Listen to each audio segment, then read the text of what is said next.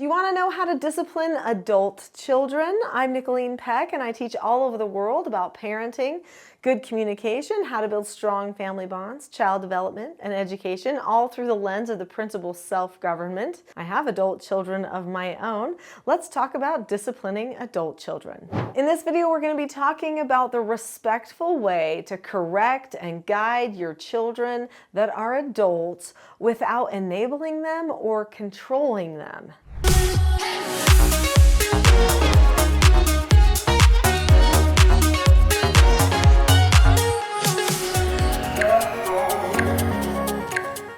It seems to be a rule that most of my children have ended up leaving the house by the time they were like 18 or 19, but then they go do things and then they occasionally come back and they go and do things. They're home for summer breaks, or maybe they have a surgery and they're home for a while. Things like that happen, so they come back and forth.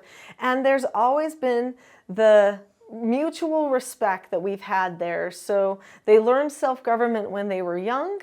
And when they would come back into my family, they recognized, okay, this is mom and dad's house. Even though I'm an adult here, I need to treat this situation as if I'm more of a tenant, more of like a guest, and I need to kind of show that I'm pulling my share of the weight and not just taking advantage. And because that was the case, because we could talk about anything, because we've developed good relationships, because they weren't selfish and they would focus on communicating and interacting with the family and being a good example for any younger siblings that were still at home, we actually didn't really have any problems as far as major things that ever needed to be corrected or disciplined. Like occasionally, if I needed to correct some behavior, I would just go to them and say, this is what you need to do, this is why, this is what you should do instead. And then they would say, okay, and they would fix it. And then we wouldn't have a problem again in the future. Hopefully that's the type of scenario that most people can have happen because they understand their roles as parents and children, even though they happen to both be adults. My main parenting book is this book here. It's called Parenting a House United, and it talks about all the skills and principles of self-government. And whether you still have children at home or you don't, this is a life-changing book that helps you with your communications, helps you with your own self-government so you can be a happier, more productive, and empowered version of yourself. When I wrote this book, I thought everybody understood roles, but then I realized soon they didn't. They were enabling, they were coddling. So I had to write this book here called Roles: The Secret to Family, Business, and Social Success. And I do highly recommend, if you have adults living in your house, to read this book. So this book is a story of a family who had roles problems, meaning people weren't properly pulling their weight around the house, sometimes even disrespecting each other, and one of their children in the home at the time was an adult child. So this could probably give you a little bit of an insight into what that adult child might be thinking. You might resonate a little bit with the parents and what they're trying to accomplish, but you'll also see some conversations that the parents choose to have with that child to help them understand their role while they're now in their family as an adult child. We have to understand who we are with the people we live with, otherwise we have a tendency to just shift towards self-focus. And selfishness does not create an environment for good connection and family relations. Now, it is a unique time when you have an adult child in your family because the adult child has all of the skills, mostly, that they need to live an adult life on their own, but they happen to be in your home with you, which means they aren't exactly 100% responsible for their whole adult life yet. So they need you, they're using you. That means that they should be feeling like they're in a situation with you where they actually owe you. If somebody was paying my rent, I'd feel like, oh, whoa, I owe them. What can I do to pay back to them? So hopefully they understand the gift that is that you're giving them when you allow them to live in your house, when they're getting, all of their ducks in a row so that they can launch off on their own as well. And I know in this modern age, costs of things are so expensive and that sometimes we do help our children by allowing them to stay home a little bit longer with us so that they have a better chance of having success process as they launch into life. But we do have to be very careful because it's really easy to get into the mistake of, well, they're an adult, they can do whatever they're going to do, and I'm going to do whatever I'm going to do. And it turns out I'm taking care of all the house. I'm the one who's making all the food and, handling everything. Well, that's not how it should be when people live together, when they're roommates and they're pulling the same weight, or should be all pitching in, pulling weight together. So, keep that in mind. We don't want to fall into that trap, because that actually does a disservice for that adult child. So what do you do if there is something that does need to be corrected? How do you approach the child about that? Well, we probably should say, how do you approach this other adult about that? Because they are your child, but they're not a child any longer, right? So one of the best things to do is be completely straightforward, bring things into the light, but be non-emotional, okay? Be calm. If you are thinking the best of a person, you're not villainizing them, you're not taking things personally. Those would be emotional reactions to somebody else's behavior. So don't dive into any of those emotional things. I'll talk to you at the end of this video about something that you can do for calmness that will help you, and it will be a free gift for you.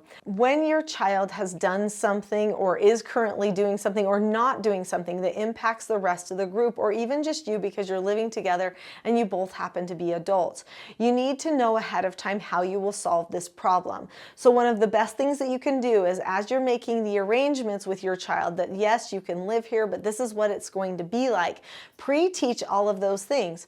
Well, this is what your responsibilities need to be. You need to be able to do them on your own. You shouldn't have to be nagged. You're not a child anymore.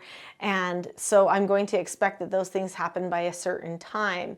And then you're going to say, and you know what, if you don't do those things, this is how I'm going to come to you and talk to you about it. Now, usually when we talk about correcting young children, we talk about giving them consequences. But ideally, if an adult child is living in your home, they want to live there, they want to hopefully do their share and contribute and that type of thing. And if that's the case, they probably are mature enough that they don't need to have a separate consequence besides just the natural consequence.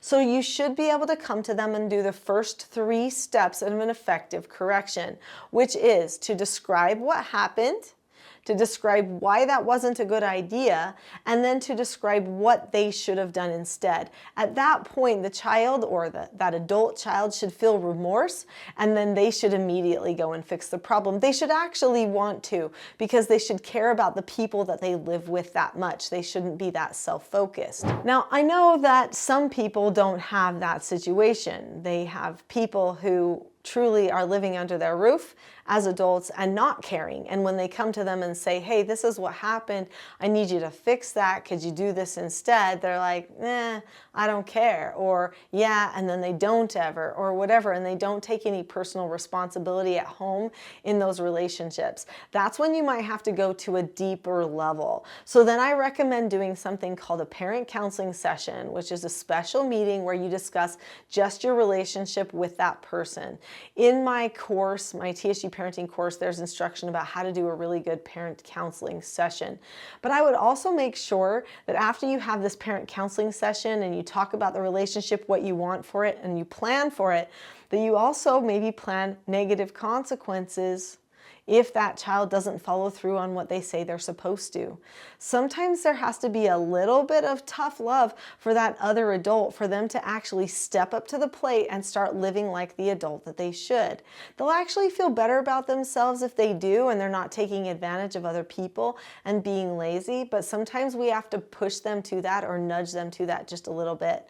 I know some parents struggle also with their children not wanting to get jobs or doing any steps to launch forward in adult life. That's very concerning, and in those circumstances you might have to have a parent counseling session about employment or about college or whatever it is that they're doing, and you might have to make plans with them for that.